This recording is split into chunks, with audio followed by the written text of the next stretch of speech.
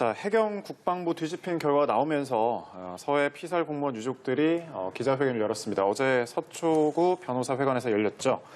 자, 유족들은 월북 프레임에 짜맞춘 조작 수사다 이렇게 주장을 하고 있는데 동료 직원들의 진술 조서가 그 근거였습니다. 왜 사건 당시에는 이런 내용이 제대로 공개되지 않았던 걸까요? 아무래도 사실 그 문재인 정부 5년 내내 이제 북한 눈치 보기다 이제 이런 비판이 참 많이 있었습니다. 뭐 한두 사건이 아니었는데요. 사실은 이런 안보 문제에 있어서 그 전략에 실패한 장소는 용서받을 수 있지만 경계에 실패하면 용서받지 못한다라는 말도 있습니다. 그렇기 때문에 이게 서해 한복판에서 대한민국의 국민, 그것도 공무원이 북한에 의해서 사살당하고 시신이 소외된 사건입니다. 이건 상당히 중대한 안보의 문제거든요. 근데 여기에 대해서 이 죽음이 단순한 사고사인지 아니면 뭐 자살인 것인지 어떠한 것인지에 대해서 밝혀지지가 않은 의문사인데 이 의문사에 대해서 문재인 정부 하에서 너무나도 성급하게 월북 사건이다 이런 식으로 규정을 진 겁니다. 그래서 여기에 대해서는 유가족들이 상당히 분노를 했고 거기에 대해서 해결되지 않은 상태 속에서 여기까지 왔고요. 그래서 정권이 바뀌었기 때문에 이제 이 부분에 대해서도 더 많은 정보에 대한 접근이 이루어질 것이고 실체적 진실을 좀 밝히는 데는 여야가 성역 없이 협조해야 된다 이렇게 일단 보고 있습니다. 네, 권지웅 비대위께서는 어떻게 보셨나요? 사실은 이 사건이 그러니까 북한의 침입으로 민간인이 죽었다기보다 민간인이 북한 해역으로 떠내려가면서 그게 어떤 이유, 의도가 있었든 그렇지 않든 그렇게 하면서 발생한 사건이었기 때문에 사건 자체에 대한 실체적 진실을 좀 알기가 어려운 어떤 구조적 상황이 있었습니다. 그런 게 하나 있고 또 하나는 이게 군사 안보와 관련된 부분이기 때문에 국민들께 충분히 공개하면서 이 사건을 판정하기가 어려웠던 점도 있었던 것 같습니다. 근데 당시에 군과 해경은 그리고 이제 더불어민주당 역시도 특위를 꾸려서 이것의 실체적 진실을 알기 위해 노력을 했고 그때 황희 특위위원장이 했던 발언을 좀 제가 가져와 보면 당시에 이제 미 첩보 하여튼 군사 첩보를 좀 봤는데 거기에 보면 이게 월북의 의사가 있었던 걸로 확인되고 감성에서요? 첩보? 그 자료는 여전히 남아 있을 테니까 앞으로도 그것을 근거로 해서 이런 판단을 내리겠다고 했어요. 근데 이번에 새로운 어떤 판단을 내렸습니다. 그러니까 월북으로 보기 어렵다라고 하게 되었는데 그러면 제가 볼 때 그 어떤 우리에게 공개되지 않았지만 국회의원들은 봤던 그 정보에 다른 해석이 붙은 것인지 혹은 아니면 다른 사실이 밝혀진 것인지가 제가 볼 때는 핵심이에요. 그래서 그것이 좀 밝혀져서 사실 유가족 입장에서는 이게 명예와 관련된 부분이기 때문에 되게 중요한 부분이지 않습니까? 그래서 저 역시도 그것이 빨리 밝혀지길 바라는 마음입니다. 예. 그렇기 때문에 지금 감사원이 이제 해경 또 국방부 등에 대한 감사에 착수를 했습니다만 지금 상황에서는 이제 한계가 뚜렷하다는 이야기가 나오고 있습니다. 뭐 결정적인 증거랄까요? 어떤 것들이 좀 나올 수 있을 거라고 보시는지요? 일단은 뭐 감사를 비롯해서 뭐 수사, 뭐 필요한 모든 것들을 다 저는 해야 된다고 봅니다. 이것이 저도 어떠한 지금 단정을 내리긴 사실상 어려운데요. 만에 하나 문재인 정부 하에서 북한과의 관계를 고려하거나 여러 가지 대북 정책을 자신들이 원하는 대로 추진하기 위해서 이 한 개인의 죽음을 월북으로 만약에 몰았다고 한다면은 이건 상당한 문제가 생길 겁니다. 왜냐하면 그 돌아가신 분의 명예도 있지만은 이것은 근본적으로 개인의 어떻게 보면 생명과 재산을 보호하는 것이 국가의 제1책무거든요. 거기에 대한 반기이기 때문에 여기에 대해서는 가볍게 넘어갈 수는 없는 것이라고 보는 것이고요. 그리고 사실 그 월북이라는 것은 어떻게 보면 의도를 가지고 북한으로 넘어갔다라는 것이 충분히 입증이 돼야지 월북으로 규정을 지을 수 있는 것인데 방금도 권 비대위원께서 말씀하신 대로 증거가 빈약하지 않습니까? 여러 가지 지금 다른 정황이 나왔고 또 하나는 서해 한복판에서 그 물살이 거센데 방수복도 안 입은 상태에서 어떻게 개인이 그 추운 바다에 북한으로 넘어갈 수가 있겠습니까? 그러니까 이런 부분들이 상식적이지가 않거든요. 그럼 여기에 대해서는 국가에서 어떻게 보면 정보를 다 가지고 있는 문재인 정부 하에서 월북이라고 단정을 지은 부분 여기에 대해서는 정치적 고려가 있었다라고 보는 것이 조금 더 합리적이기 때문에 당시에 왜 그러한 판단이 나왔고 왜 그러한 착오 내지는 고의성이 있었는지를 조금 더 면밀하게 살펴봐서 밝혀야 된다 이렇게 보고요. 하나만 더 지적하자 그러면은 우상호 비대위원장께서 먹고 사는 문제가 시급한데 피살 사건이 지금 중요하냐 이런 식으로 얘기하거든요. 전 여기에 대해서는 문재인 정부 하에서 몸을 담았던 분들이 국가 안보에 대해서 국민의 생명과 재산에 대해서 이러한 안이한 인식을 가지고 있었다는 것이 이번에 극명하게 드러났다 이렇게 봅니다. 예,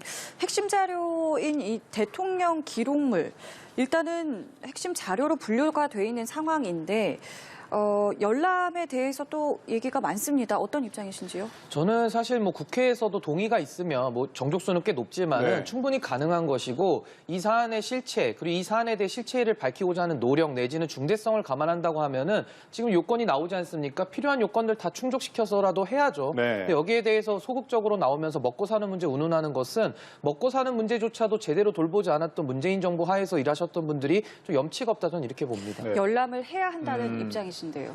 근데 그러니까 이게 핵심인데요. 그러니까 대통령 기록물이 네. 이 사건의 실체적 진실과 일단 맞닿아 있는지를 확인하는 게 먼저입니다.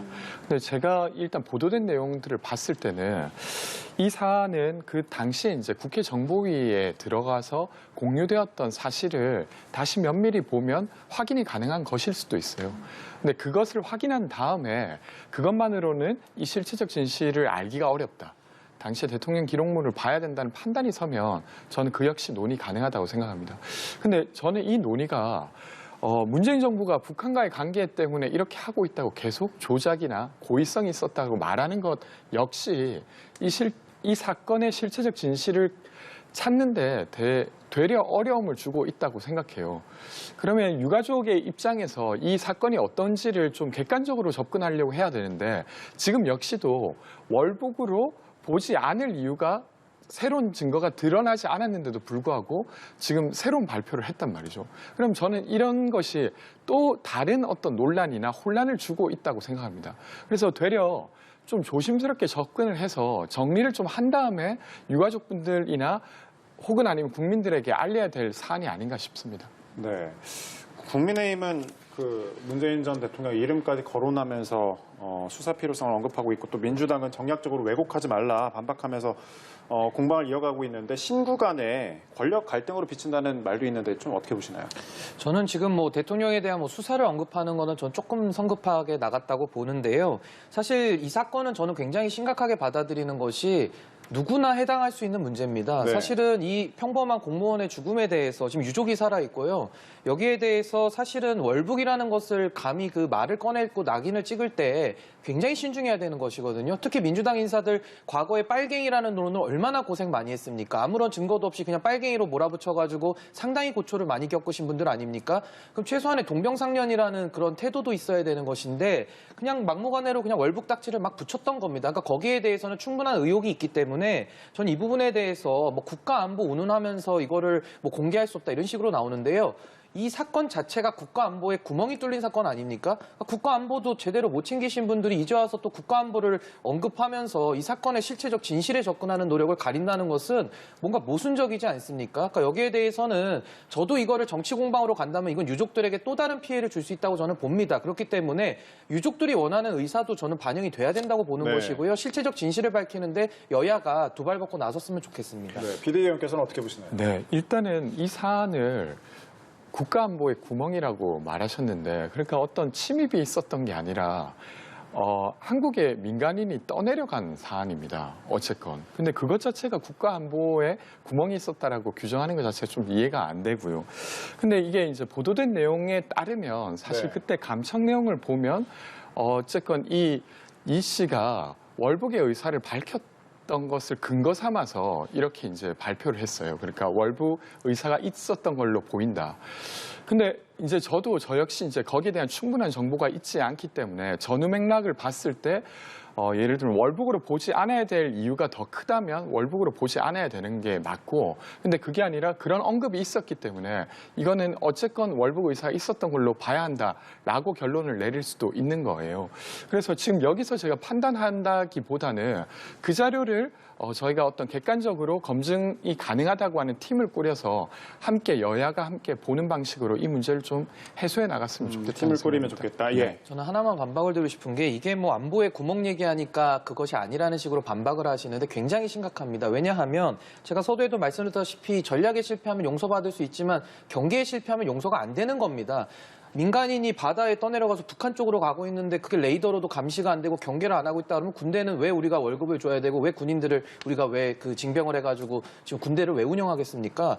저는 경계의 실패라는 거를 이렇게 가볍게 인식하고 있다는 것이 또 다르게 저는 굉장히 우려스럽고요.